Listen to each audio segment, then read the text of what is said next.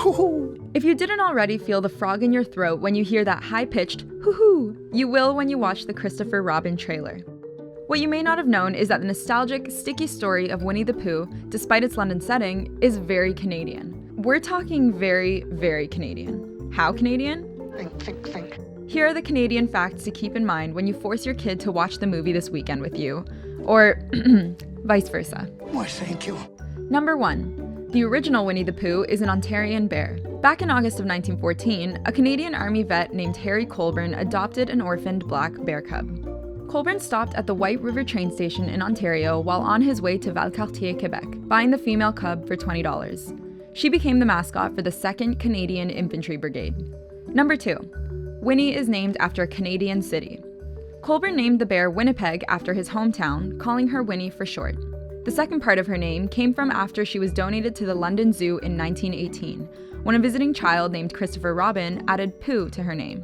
This came from saying Pooh when he would blow away feathers that fell off a swan that he was also fond of. Number 3.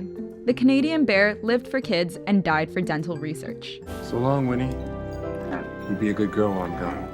Winnie never returned to her hometown, as she died in 1934 after decades of children feeding her honey. Her skull is now on display at the Royal College of Surgeons collections, but the Canadian bear's falling teeth contributed to a dental surgeon's invaluable studies on dental diseases of captive animals. Number 4.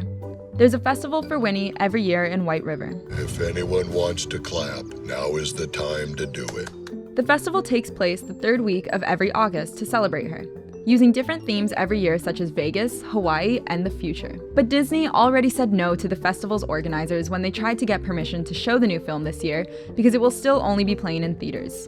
So if you're a hardcore fan planning on visiting White River, maybe head over after you've watched the film at your local theater. Number 5. Oh, bother. Winnie has her own heritage museum in her hometown.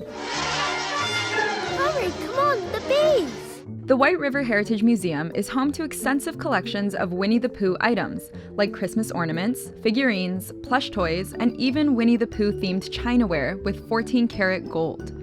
Winnie was so docile that children could pet, feed, and ride her. But if you bump into a Canadian bear, just remember, it's not Winnie. So don't do those things.